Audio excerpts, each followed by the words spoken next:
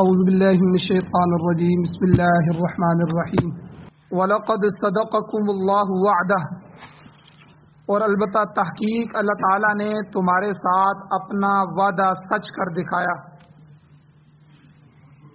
جس وقت اذ تحسونہم بِإِذْنِهِ، جب کہ تم ان دشمنوں کو، کافروں کو کاٹ رہے تھے اللہ کے حکم سے، ان سے لڑائی کر رہے تھے، جہاد کر رہے تھے، حتیٰ یہاں تک کہ اذا فشلتم، جب تم میں بزدلی آ گئی، وتنازعتم فی الامر، اور تم نے معاملے میں جھگڑا کیا، وعصیتم من بعد ما اراکم ما تحبون، اور تم لوگوں نے نافرمانی کی بعد اس کے جو اللہ نے تم کو دکھلائی، ما وہ چیز کہ تحبون، جس سے تم محبت کرتے تھے، یعنی فتح کے بعد آپ سے تھوڑی سی لغزش ہو گئی۔ منکم من یرید الدنیا، تم میں سے بعض وہ تھے جو دنیا کو چاہ رہے تھے، ومنکم من یرید الآخرہ، اور تم میں سے ہی بعض وہ ہیں جو آخرت کا ارادہ کرتے ہیں۔ ثم صرفکم عنہم لیبتلیکم، پھر اللہ تعالیٰ نے پھیر دیا تم سے ان کو، ان کافروں کو تمہارے اوپر پھیر دیا، لیبتلیکم، تاکہ تمہاری آزمائش کی جائے۔ وَلَقَدْ عَفَا عَنْكُمْ، آخری بات یہ ہے کہ اللہ تعالیٰ نے تم سب کو معاف فرما دیا۔ وَاللَّهُ ذُو فَضْلٍ عَلَى الْمُؤْمِنِينَ، اور اللہ تعالیٰ ایمان والوں پر بہت بڑے فضل والے ہیں۔ اور اذ تُسْعِدُونَ، اس وقت کہ جب تم اوپر ہی چڑھ رہے تھے، وَلَا تَلْوُونَ عَلَى أَحَدٍ، اور تم پلٹ نہیں رہے تھے کسی ایک کی طرف بھی، والرسول، اور اس حال میں کہ اللہ کے نبی اور رسول یدعوکم فی اخراکم، وہ تمہیں پکار رہے تھے، آوازیں دے رہے تھے تمہارے پیچھے سے، فَأَصَابَكُمْ غَمًّا بِغَمٍّ، پس پہنچایا اللہ تعالیٰ نے تم کو غم پر غم، لِكَيْ لَا تَحْزَنُوا، تاکہ نہ تم غمگین ہو جاؤ، عَلَى مَا فَاتَكُمْ، اس چیز پر جو تم سے فوت ہو گئی ہے، وَلَا مَا أَصَابَكُمْ، اور اس چیز پر بھی تم غم نہ کرو جو تم کو مصیبت پہنچی۔ وَاللَّهُ خَبِيرٌ بِمَا تَعْمَلُونَ، اور اللہ تعالیٰ اس کی خبر رکھنے والے ہیں جو تم عمل کرتے ہو۔ سورہ آل عمران کی آیت نمبر 152 اور 153 آپ کے سامنے تلاوت کی گئی ہے، آپ نے ترجمہ سماعت فرمایا۔ اس کا ایک درس کل گزر چکا ہے، جس کا خلاصہ یہ ہے کہ غزوہ احد پر ہم نے سرسری نظر ڈالی تھی دوبارہ، اور اس کا جائزہ لیا تھا کہ کس طرح مسلمانوں سے کچھ کمیاں ہو گئی، اور جنگ کے ابتدائی حصے میں ہی اختلاف ہو گیا، اور اختلاف کی وجہ سے تھوڑا سا نقصان ہو گیا، اللہ نے آزمائش میں ڈال دیا۔ اب میں نے 3 اختلاف کل ذکر کیے تھے کہ پہلا اختلاف تو جنگ میں نکلتے ہی ہو گیا کہ حضور نے جب رائے لی کہ بھئی جنگ مدینہ کے اندر رہ کے لڑنی چاہیے یا باہر میدان میں، اسی وقت جو نوجوان قسم کے صحابہ تھے، گرم خون تھا، اور جو غزوہ بدر میں شریک بھی نہیں ہو سکے تھے، انہوں نے کہا حضور باہر نکلنا چاہیے، اور یہ اکثریت میں تھے۔ جو ان میں سے انصار تھے، اور دوسری خود حضور کی ذات تھی، اور اسی طرح جو عبداللہ ابن ابی منافقین کی مختصر سی جماعت تھی، ان تینوں کی رائے یہ تھی کہ ہمیں جو ہے مدینے کے اندر رہنا چاہیے، مدینے میں رہ کر لڑنا چاہیے۔ آخر میں حضور علیہ الصلوۃ والسلام نے جب فیصلہ کیا تو فیصلہ پھر ان نوجوانوں کو سامنے رکھ کے کیا کہ چلے باہر ہمیں احد کے میدان میں لڑنا چاہیے۔ تو یہ بھی گویا کہ ایک اختلاف یہاں ہوا تھا۔ اور دوسرا اختلاف پھر منافقین کے سردار عبداللہ ابن ابی نے پروپیگنڈا کر دیا کہ 300 آدمی پورے لشکر میں سے جدا ہو گئے، صرف اس وجہ سے کہ ہماری بات نہیں مانی گئی۔ جو منافقین تھے انہوں نے تو صاف کہا کہ ہماری بات نہیں مانی گئی، ان نوجوانوں کی مان لی گئی، تو لیکن جو مخلص لوگ تھے ان کے پروپیگنڈے کا شکار ہو گئے۔ پیچھے اللہ تعالیٰ نے اس پر تنبیہ بھی کی ہے، اے ایمان والو کافروں کی اطاعت نہ کرو، اگر ان کی باتوں کو مان کے ان کے پروپیگنڈوں میں آ کے تمہیں اسی طرح کرو گے تو پھر تو وہ تمہیں اپنے ایمان سے بھی پھیر دیں گے۔ وہ تو منافقین اور کافر جو ہیں وہ تو ہر وقت اسی کوشش میں ہوتے ہیں کہ اسلام ختم ہو جائے۔ تو بہرحال وہ بھی اس پروپیگنڈے کا شکار ہوئے کہ ان کو کہا گیا کہ دیکھو بھائی اگر باہر لڑو گے تو تمہارا نقصان ہوگا، خود اپنے آپ کو موت کے حوالے کر رہے، اپنے آپ کو ہلاک کر رہے۔ تو بہرحال یہ دوسرا اختلاف ہوا۔ اور تیسرا اختلاف یہ جو حضور نے اس احد کے پہاڑ کے جو بیچ میں درہ تھا اپنی پشت کی طرف، لشکر کے پشت کی طرف، اس پر جو 50 تیر انداز کھڑے کیے تھے، تو ان تیر اندازوں میں جب مسلمانوں کو فتح ہو گئی، کافر بھاگ رہے ہیں اور مسلمان صحابہ جو تھے وہ مال غنیمت کو جمع کر رہے ہیں، تو یہاں ان مورچے والوں میں تیسرا اختلاف ہوا۔ وہ اختلاف یہ ہوا کہ 50 آدمیوں میں سے 39 یا 40 آدمیوں نے یہ کہا کہ دیکھیں حضور کا یہ حکم جو تھا یہاں رکنے کا، یہ جنگ کے وقت کا تھا، اب جنگ ہو گئی ہے، جنگ ختم ہو گئی ہے، دیکھیں مسلمان غنیمت اٹھا رہے ہیں، کافر بھاگ گئے ہیں، میدان میں کافر نہیں رہے، تو اب ہمیں بھی نیچے چلنا چاہیے۔ تو امیر نے اور 7-10 آدمی جو تھے، یہ 11 آدمی بن جاتے ہیں، انہوں نے کہا کہ دیکھو نہیں، حضور نے ہمیں حکم دیا تھا کہ اس میدان کو آپ نے چھوڑنا نہیں ہے، جو ہے اب حضور خود ہی بلائیں گے تو ہم جائیں گے۔ تو بہرحال یہ تیسرا اختلاف ہوا، اور اس اختلاف میں وہ جو 40 آدمی تھے وہ نیچے اتر گئے، اور امیر لشکر جو تھے عبداللہ ابن جبیر اور ان کے جو ساتھی تھے، یہ 11 ساتھی اوپر باقی رہے۔ اب جب کافروں کے جو اس وقت کمانڈر تھے رسالے کے، وہ خالد ابن ولید رضی اللہ تعالیٰ عنہ، بعد میں مسلمان ہو گئے، اس وقت مسلمان نہیں ہوئے تھے، انہوں نے جب اس درے کو خالی دیکھا تو پلٹ کے پیچھے سے وار کیا، اور یہ 300 کا رسالہ ان کے پاس تھا، 300 کا لشکر تھا، اس سے جب حملہ کیا اور اگلے جو کافر بھاگ رہے تھے وہ بھی واپس آ گئے۔ اس طرح مسلمانوں کا لشکر کافروں کے 2 بڑی جماعتوں کے درمیان آ گیا۔ اس کے بعد پھر جو ہے یہ سارا نقصان ہوا، تو اللہ تعالیٰ نے یہاں گویا کہ مسلمانوں کو سخت الفاظ میں تنبیہ فرمائی اور وجہ بیان فرمائی، اور یہاں اللہ تعالیٰ نے سخت الفاظ استعمال فرمائے۔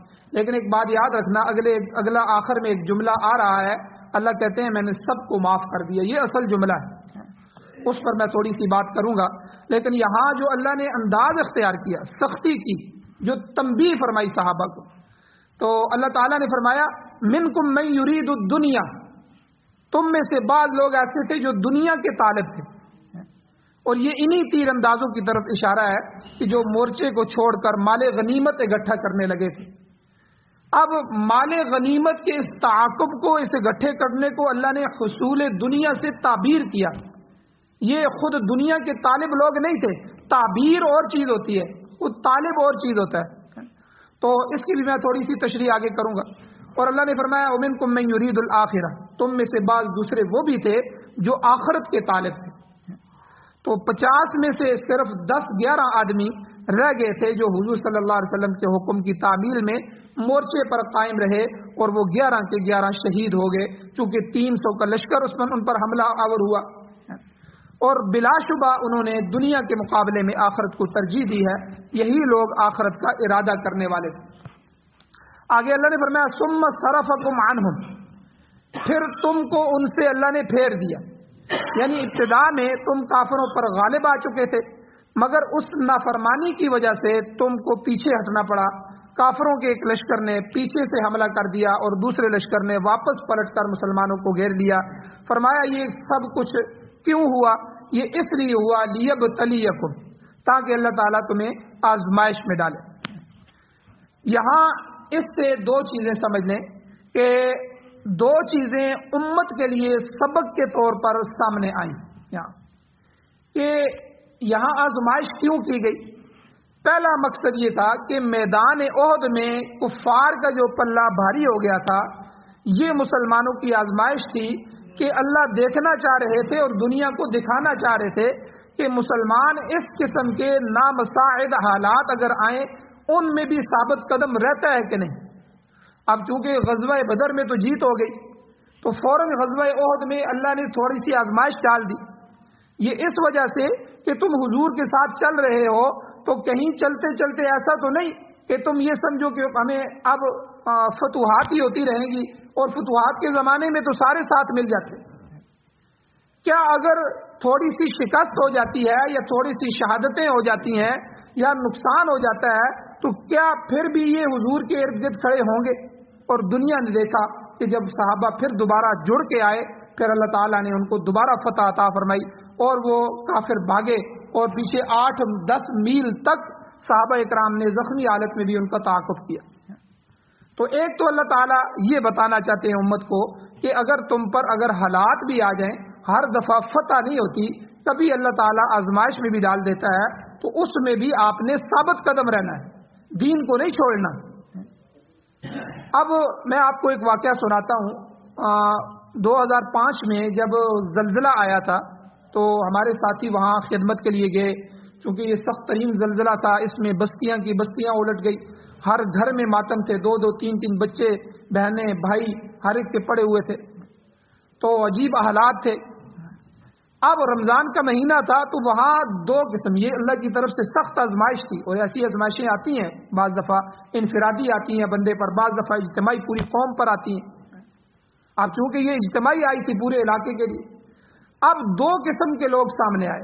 ہمارے حضرات کہتے تھے کہ بعض لوگ تو وہاں توبہ کر رہے ہیں، لاشیں پڑی ہوئی، اے اللہ ہم بہت گناہگار تھے، اگر آپ چاہتے تو ہم سب کو ملیا میٹ کر دیتے، ہم میں سے کوئی بھی نہیں بچتا، اے اللہ آپ نے یہ ہمیں سخت جھٹکا دیا ہے، ایک موقع دیا ہے، اے اللہ ہم آپ سے معافی مانگتے ہیں۔ یعنی وہ توبہ کی طرف متوجہ ہوئے، استغفار کر رہے تھے۔ اور انہی میں سے دوسرا گروہ، دوسرے لوگ وہ بھی سامنے آئے جنہوں نے کہا کہ ہم اللہ کے لیے روزے رکھ رہے ہیں رمضان میں اور اللہ ہمارے گھروں کو تباہ کر رہا ہے۔ انہوں نے سر عام روزے کھانا بھی شروع کر دیے جو نہیں روزے رکھتے۔ تو یعنی یہ چیزیں، جس کا ایمان کمزور ہوگا وہ اس آزمائش میں جو ہے وہ بفر جائے گا، پیچھے ہو جائے گا، اور ہو سکتا ہے اس کا ایمان خطرے میں پڑ جائے۔ تو اس لیے اللہ تعالیٰ نے فرمایا کہ یہ جو آزمائش تمہاری ہوتی ہے اس میں ایک مقصد تو یہ ہوتا ہے کہ اگر ایسے ناموافق اور نامساعد حالات آ جائیں تو کیا مسلمان پھر بھی ثابت قدم رہتے ہیں؟ اور دوسرا اللہ تعالیٰ یہ دکھانا چاہتے ہیں کہ انسان جب خود غلطی کرتا ہے اس کا جو نقصان ہوتا ہے وہ اس کے اپنے ہاتھوں سے ہوتا ہے۔ اب یہاں جو ہے صحابہ کرام سے، مسلمانوں سے تھوڑی سی غلطی ہو گئی، انہوں نے درہ چھوڑ دیا، اب جب درے سے سیلاب آیا، درے سے جو ہے وہ کفر کا لشکر لوٹ کے آیا، اب یہ جو نقصان ہوا تھا یہ آپ کے اپنے ہاتھوں سے ہوا ہے۔ تو غلطیوں کا خمیازہ بہرحال بھگتنا پڑتا ہے، تو یہ بھی اللہ دکھانا چاہتے ہیں۔ اب یہاں تک تو اللہ نے اس جملے میں فرما دیا۔ اب آگے ایک بات سمجھ لیں کہ بعض حضرات نے یہاں غلطی کھائی ہے، وہ انہوں نے شبہ یہاں کیا ہے، اعتراض اٹھایا کہ دیکھو جی بعض صحابہ کرام واقعی دنیا کے طالب تھے۔ اب سچی بات یہاں یہ ہے کہ تمام صحابہ کرام سچے تھے، مخلص تھے، اہل ایمان تھے، ان میں محض دنیا کا طالب یعنی صرف دنیا کا طالب کوئی بھی نہیں تھا۔ حضرت مولانا اشرف علی تھانوی صاحب رحمہ اللہ فرماتے ہیں کہ دیکھیں اللہ تعالیٰ مالک الملک ہے، اور اللہ اپنے مقربین کی معمولی سی لغزش کا بھی نوٹس لیتا ہے۔ اور یہاں ایک بات یاد رکھیں، یہ نوٹس لینا جو ہوتا ہے یہ بڑے کا کام ہوتا ہے، چھوٹے اٹھ کے بڑوں کا نوٹس نہیں لے سکتے۔ مثال کے طور پر والدین ہیں، والدین بچوں کا نوٹس لے سکتے ہیں، ان کو بٹھا سکتے ہیں، ان کے کان کھینچ سکتے ہیں، ان سے جو ہے ان کی تربیت کر سکتے ہیں، ان سے پوچھ سکتے ہیں، لیکن بچے جو ہیں یہ والدین کا نوٹس نہیں لے سکتے۔ اور اسی طرح پرنسپل جو ہوتا ہے یہ اسکول کا ہیڈ ہوتا ہے، ہیڈ ماسٹر ہوتا ہے، پرنسپل ہے، تو اب یہ استادوں کو بھی بلا سکتا ہے کہ بھئی آپ پڑھا نہیں رہے، ان سے پوچھ بھی سکتا ہے، ان کا نوٹس بھی لے سکتا ہے، اور شاگردوں میں سے بھی جس کو چاہے کسی کلاس کے بچے کو بھی بلا سکتا ہے، اس کو اختیار ہوتا ہے، چونکہ وہ بڑا ہے، ہیڈ ہے، تو بڑے کو اختیار ہوتا ہے کہ وہ چھوٹوں پر یا جو اس کے ماتحت ہوتے ہیں وہ اس کے سارے اس کے اپنے ہی ہوتے ہیں، شاگرد بھی اس کے اپنے ہوتے ہیں، استاد بھی اس کے اپنے ہوتے ہیں، ادارے کے ہوتے ہیں سب، اب وہ ان کا نوٹس لے سکتا ہے۔ اسی طرح آپ یہ سمجھ لیں مالک فیکٹری ہے، فیکٹری کا مالک ہے، کمپنی کا مالک ہے، وہ جو فیکٹری کے اندر ڈی ایم ہے، جی ایم ہے، بڑے لوگ جو ہیں، بڑے آفیسر جو ہیں، ان سے لے کر سپروائزر ہیں، نیچے مزدور تک، وہ ہر ایک کا نوٹس لے سکتا ہے، وہ مالک ہے، وہ بڑا ہے۔ تو اللہ بھی مالک الملک ہے، اللہ کی ساری بادشاہتیں ہیں، تو اللہ بڑے ہیں، اللہ صحابہ کرام کا نوٹس لے سکتے ہیں، اللہ جو ہے وہ حضور کا بھی نوٹس لے سکتے ہیں چونکہ حضور اور صحابہ، اور حضور خود صحابہ کا بھی نوٹس لے سکتے ہیں کیونکہ حضور بڑے ہیں۔ اب امت میں سے کسی کو اجازت نہیں ہے کہ وہ صحابہ کے خلاف زبان درازی کرے، ہم سب چھوٹے ہیں۔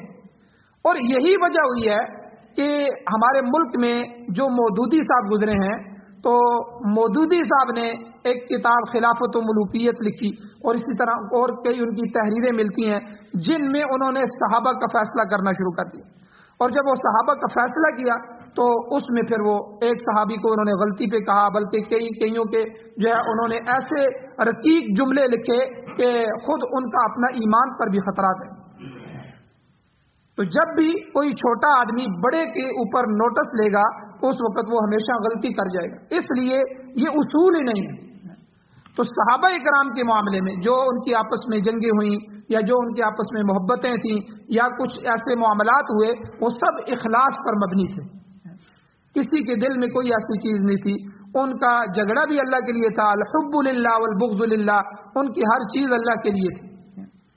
تو اس لیے کسی چھوٹے آدمی کو، ہم جیسے چھوٹے آدمی کو یا اس کے بعد کی امت کو یہ اجازت نہیں ہے کہ وہ صحابہ کرام کے خلاف جو ہے وہ اپنی زبان نکالے یا ان پر اعتراض کرے یا ان کے جو ہے وہ فیصلے کو لے کے بیٹھ جائے میں ان کا فیصلہ کرتا ہوں۔ تو اس لیے یہاں مولانا اشرف علی تھانوی صاحب رحمہ اللہ فرماتے ہیں اللہ تعالیٰ مالک الملک ہیں، وہ بڑے ہیں، وہ اپنے مقربین کی معمولی سی لفظش کو بھی نوٹس لیتے ہیں۔ جیسے حضرت آدم علیہ السلام کے بارے میں فرمایا وَعَصَىٰ آدَمُ رَبَّهُ، کہ آدم علیہ السلام نے اپنے رب کی جو ہے وہ نافرمانی کر دی، ان سے گناہ ہو گیا کہ وہ جنت کا جو جس میں درخت سے روکا گیا تھا اس درخت کا پھل کھا لیا انہوں نے۔ اب یہ اللہ کی طرف سے ہونا تھا، لیکن چونکہ یاد رکھیں انبیاء معصوم ہوتے ہیں، انبیاء سے کبھی غلطی نہیں ہوتی، اور صحابہ محفوظ ہوتے ہیں۔ یہ ہمارا عقیدہ ہے اہل سنت والجماعت کا کہ صحابہ کی ذات کو اللہ نے محفوظ رکھا ہے۔ لغزش ہو جانا، ٹھوکر کھا جانا، یہ ایک علیحدہ چیز ہے۔ لغزش میں اور گناہ میں فرق ہے۔ گناہ جان بوجھ کے پتہ ہوتا ہے یہ چیز ہو رہی ہے، لیکن آدمی پھر بھی اس گناہ کو کر رہا ہے صرف اپنی لذت کے لیے، اپنی نفسانی خواہشات کو پورا کرنے کے لیے۔ لیکن لغزش جو ہوتی ہے وہ انسان کو پتہ نہیں چلتا، اس سے بھول ہو جاتی ہے۔ تو صحابہ کرام سے اگر کوئی بھول ہوئی ہے تو وہ سچے توبہ کرنے والے، بہت سے واقعات ہیں، یہاں میں طوالت کی وجہ سے ان کو ذکر نہیں کرتا، درس لمبا ہو جائے گا، لیکن انہوں نے ان سے جو ایک دو چار چیزیں ہوئیں تو اس میں ایسی توبہ کی کہ دنیا کے کسی انسان سے ایسی توبہ نہیں ہو سکی۔ تو اس لیے یہاں اللہ تعالیٰ نے مال غنیمت کے تعاقب کو گویا کہ ارادت دنیا کیا دیا، حالانکہ ان کا جو حصہ تھا تو گویا کہ دونوں جو ہے مورچے میں کھڑے ہونے والے دونوں گروہ جو وہاں باقی رہے 11 آدمی یا 40 کے قریب جو نیچے اتر گئے، یہ دونوں گروہ حقیقت میں آخرت کے طلبگار تھے۔ ان میں سے کوئی بھی دنیا کا طلبگار نہیں تھا، صرف یہ تھا کہ پہلا گروہ دنیا کے راستے سے آخرت کا طلبگار تھا اور دوسرا براہ راست آخرت چاہتا تھا، تو دنیا سے ان کو کوئی رغبت نہیں تھی۔ تو اس لیے اللہ تعالیٰ نے دونوں کو یہاں ذکر فرمایا۔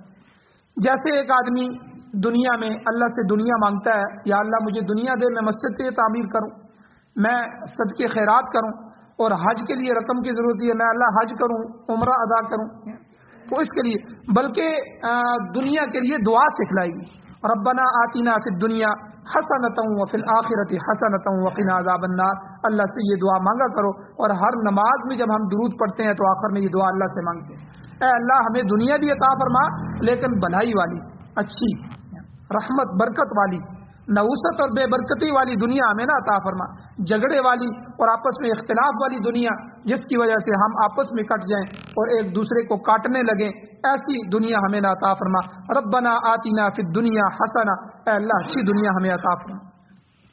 تو بہرحال اللہ تعالیٰ نے اس سب معاملے کو ذکر کر کے آخر میں جو آخری جملہ ہے، یہ اصل جملہ ہے، وَلَقَدْ عَفَا عَنْكُمْ، اللہ کہتے ہیں اے میرے نبی کے صحابہ، اے میرے دیوانوں، میں نے تم سب کو معاف کر دیا۔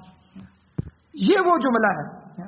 اس کی مثال میں آپ کو اس طرح دینا چاہوں گا، ایک آدمی سے قتل ہو جاتا ہے کسی دوسرے خاندان کا، وہ اٹھتے ہیں اس کے 2 بندے مار دیتے ہیں، پھر یہ اٹھتے ہیں ان کے، یہ ایک معاملہ چل جاتا ہے، کتنے دور تک یہ معاملہ جاتا ہے، اب چند مخلص لوگ جڑ گئے برادری کے علاقے کے، انہوں نے کہا کہ بھئی ان خاندانوں میں صلح کرواؤ، ان میں آپس میں صلح کرواؤ۔ اب جب ان کو دونوں کو بٹھایا جاتا ہے، سمجھایا جاتا ہے اور معافیاں تلافیاں کروا دی جاتی ہیں اور ان کی جو ہے آپس میں صلح ہو جاتی ہے، دونوں اٹھ کے آپس میں سینے لگا لیتے ہیں، ٹھیک ہے۔ اب جب معافی ہو گئی، اب پچھلی باتوں کا تذکرہ جائز نہیں، اب جو ہوا وہ ختم ہو گیا کیونکہ معافی ہو گئی۔ اب دوبارہ جو ہے وہ پچھلی باتیں کرنا یہ جاہلیت کی آواز ہے۔ تو اس لیے صحابہ کرام سے یہاں جو بھی لغزش ہو گئی، گناہ تو نہیں ہو، لغزش ہو گئی کہ ان سے اختلاف ہو گیا، اختلاف میں جو ہے اس میں گڑبڑ ہوئی، تو اس کی وجہ سے جو آزمائش میں بھی ڈالے گئے، سب کچھ اللہ نے ذکر کیا۔ آخر میں اللہ نے یہ بھی ذکر کیا وَلَقَدْ عَفَا عَنْكُمْ، اے میرے نبی کے صحابہ، اللہ نے تمہیں معاف فرما دیا ہے اور اس اللہ نے تمہیں پاک کر دیا ہے۔ تو چونکہ آپ سے یہ غلطی قصداً عمداً جان بوجھ کے نہیں ہوئی تھی، بلکہ یہ اجتہادی غلطی تھی جسے اللہ تعالیٰ نے معاف کر دیا۔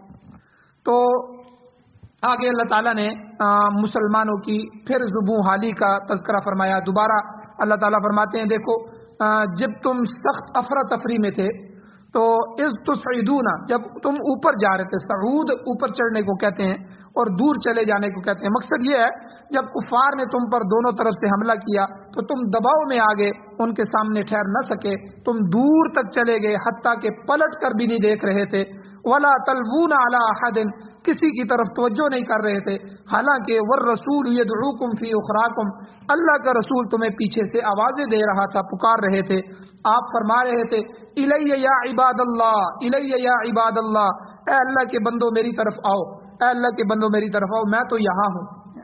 چونکہ حضور علیہ السلام کی شہادت کی افواہ نے لوگوں کے دلوں کے اندر سخت بددلی پیدا کر دی تھی اور کافروں کا دباؤ بھی پڑ گیا تھا، تو مسلمان وہاں سے بھاگ نکلے اور ان میں سے بہت سے صحابہ بڑے بڑے بھی تھے۔ تو بہرحال اللہ تعالیٰ نے سب کو معاف بھی فرما دیا اور اس واقعے کو یاد دلاتے ہوئے فرمایا فَأَصَابَكُمْ غَمًّا بِغَمٍّ، اللہ نے تمہیں غم پر غم دیا، یعنی ایک تو وہ وقتی شکست جو ہوئی تھی اس کا غم، دوسرے حضور علیہ السلام کی شہادت کی افواہ کا غم تھا۔ فرمایا یہ آزمائش اس لیے ڈالی گئی لِكَيْ لَا تَحْزَنُوا عَلَىٰ مَا فَاتَكُمْ، تاکہ تم اس چیز پر غم نہ کرو جو تم سے فوت ہو گئی ہے۔ یعنی یہ تو ابتلا تھی، آزمائش تھی۔ یہ اسی طرح ہے جس طرح کوئی استاد اپنے شاگرد کی اصلاح کے لیے اسے سزا دیتا ہے۔ مقصد یہ ہے کہ یہ جو تمہاری آزمائش ہوئی ہے اے میرے نبی کے صحابہ، یہ اصلاح تھی تاکہ آئندہ اس قسم کی غلطی نہ ہو، اور اس سے امت کو سبق دینا ہے کہ تم نے بھی ایسی غلطی نہیں کرنی۔ اور آگے اللہ نے فرمایا ولا ما اصابکم، اور جو تمہیں تکلیف اور پریشانیاں آئی ہیں نہ تم ان پر زیادہ فکر مند ہو جاؤ، اور جو ہے اگر فتح حاصل نہیں ہو سکی تو کوئی بات نہیں، فکر مت کرو، اللہ تعالیٰ آئندہ بہتر فتوحات عطا فرمائیں گے۔ واللہ خبیر بما تعملون، اللہ تعالیٰ تمہارے کاموں سے باخبر ہے، اللہ کے علم میں یہ بات موجود ہے کہ تمہاری غلطی محض اجتہادی تھی اور جان بوجھ کر عمدن تم نے یہ غلطی نہیں کی تھی، لہذا اللہ نے اس غلطی کو معاف کر دیا، آئندہ محتاط رہنا۔ مسلمانوں پر یہاں ایک اور واقعہ بھی ہوا کہ عقب سے جب حملہ ہوا اور یہ افواہ اڑی کہ حضور شہید ہو گئے اور لوگ بھاگ کھڑے ہوئے، تو اللہ کے رسول نے آواز دی بھائی میں تو یہاں ہوں۔ پہلے تو کسی نے آپ کو پہچانا ہی نہیں کیونکہ خون بہت نکل رہا تھا، حضور کے چہرہ جو ہے اور حضور پیچھے گرے ہوئے تھے۔ تو بعد میں آپ کے صحابی تھے حضرت کعب رضی اللہ تعالیٰ عنہ، انہوں نے حضور کو پہچان لیا اور مسلمانوں کو آواز دی کہ اے اللہ کے نبی کے صحابہ ادھر آؤ، اللہ کے نبی تو زندہ سلامت ہے اور یہاں موجود ہے۔ اس پر پھر لوگ آپ علیہ الصلوۃ والسلام کے گرد جمع ہو گئے۔ اس موقع پر ایک مکالمہ ہوا، مسلمانوں اور کافروں کے درمیان بات چیت ہوئی اونچی اونچی۔ ابو سفیان جو مسلمان نہیں ہوئے تھے انہوں نے پکار کر کہا ابن ابی کبشہ کہاں ہے؟ ابن ابی کبشہ۔ قریش مکہ جو تھے حضور علیہ السلام کے خاندان رضاعت جو تھا، حضور نے جس خاندان میں دودھ پیا تھا اس کے طرف لقب کر کے یہ جو ہے لقب دیتے تھے، تو گویا کہ نعوذ باللہ حضور کی ان کے ہاں تحقیر مقصود تھی۔ انہوں نے کہا جی ابن ابی کبشہ کہاں ہے؟ حضور کو کہا۔ پھر ابو سفیان نے کہا ابن ابی قحافہ کہاں ہے؟ یعنی ابو بکر کہاں ہے؟ آج اس کی آواز نہیں آ رہی۔ حضور نے پہلے کہا کہ خاموش ہو جاؤ۔ اب وہ سمجھے کہ شاید یہ لوگ شہید ہو گئے ہیں، آگے سے جواب نہیں آ رہا۔ حضرت عمر رضی اللہ تعالیٰ عنہ سے رہا نہیں گیا، انہوں نے کہا کہ حضور آپ مجھے اجازت دیں، تو اللہ کے نبی نے اجازت دی۔ تو حضرت عمر نے کہا اے اللہ کے دشمن، ہم سب یہاں موجود ہیں، اللہ کا رسول بھی یہاں موجود ہے، ابو بکر بھی یہاں موجود ہے، اور میں عمر ہوں، میں بھی زندہ ہوں یہاں موجود۔ تو ابو سفیان نے ایک نعرہ مارا، انہوں نے کہا حبل، یعنی حبل کی بلندی ہو۔ حبل ان کا بت تھا، یہ لات عزا حبل، تو حبل کو اس نے کہا۔ اس پر حضور علیہ السلام نے جوابی نعرہ لگایا، اللہ اعلی و اجل، اللہ ہی سب سے بڑا ہے اور اللہ ہی بزرگ ہے۔ ابو سفیان نے پھر کہا کہ لنا العزا ولا عزا لکم، ہمارا حامی یعنی مدد کرنے والا ہمارا بت عزا ہے اور تمہارا کوئی مددگار نہیں۔ آپ علیہ السلام نے فرمایا میرے صحابہ یوں جواب دو، اللہ مولانا ولا مولا لکم، اللہ ہمارا مولا ہے، مددگار ہے، تمہارا کوئی مولا نہیں۔ تو اس نے پھر کہا کہ ہم نے تمہارے شہیدوں کے ناک کان کاٹ دیے ہیں، تو لیکن یہ بات یاد رکھنا میں نے ان کو یہ حکم نہیں دیا ہے، لیکن میں اس پر ناراض بھی نہیں ہوں، یہ الفاظ۔ تو خیر جنگ میں اس کا مکالمے کا آپس میں تبادلہ بھی ہوا، تو مسلمانوں نے پھر دوبارہ حملہ کیا اور وہ واپس لوٹ گئے اور اللہ تعالیٰ نے پھر فتوحات دی۔ باقی کچھ تفصیلات ہیں آگے 2-3 رکوع تک آ رہی ہیں، اس میں امت کے لیے بہت سے سبق ہیں، انشاءاللہ آگے بیان کیے جائیں گے۔ اللہ تعالیٰ سے دعا ہے اللہ ہمیں عمل کی توفیق عطا فرمائے، آمین۔ الحمدللہ رب العالمین، والعاقبۃ للمتقین، والصلاۃ والسلام علی رسولہ النبی الامی الکریم۔ اللهم ربنا آتنا فی الدنیا حسنۃ وفی الآخرۃ حسنۃ وقنا عذاب النار۔ یا اللہ ہماری کمیوں کوتاہیوں کو معاف فرمائیے، درگزر فرمائیے، صغیرہ کبیرہ گناہوں کو معاف فرمائیے۔ یا اللہ صحابہ اکرام کی سچی سچی محبت نصیب فرمائیے۔ یا اللہ ان حضرات کی طرح اخلاص نصیب فرمائیے، حضور علیہ السلام کی محبت نصیب فرمائیے، فدائیت نصیب فرمائیے۔ یا اللہ قرآن و سنت کے ساتھ مضبوط تعلق نصیب فرمائیے، قرآن و سنت کو پڑھنے، سننے، سمجھنے، اس پر عمل کرنے، اس کی اشاعت کرنے کی توفیق عطا فرمائیے، سعادت والی زندگی، شہادت والی موت نصیب فرمائیے۔ یا اللہ جو بیمار ہیں ان کو شفا عطا فرمائیے، جو ایمان کی حالت سے اس دنیا سے جا چکے ہیں یا اللہ ان سب کی بخشش فرمائیے۔ یا اللہ جو حضرات پریشان حال ہیں، جو پریشانیاں ہیں، یا اللہ ان سب کی پریشانیوں کو ختم فرمائیے۔ یا اللہ ہمارے ملک پاکستان سمیت پوری دنیا میں یا اللہ امارت اسلامیہ، خلافت راشدہ کا نظام ہمیں نصیب فرمائیے۔ صلی اللہ تعالی علی خیر خلقہ محمد وآلہ وصحبہ اجمعین برحمتک یا ارحم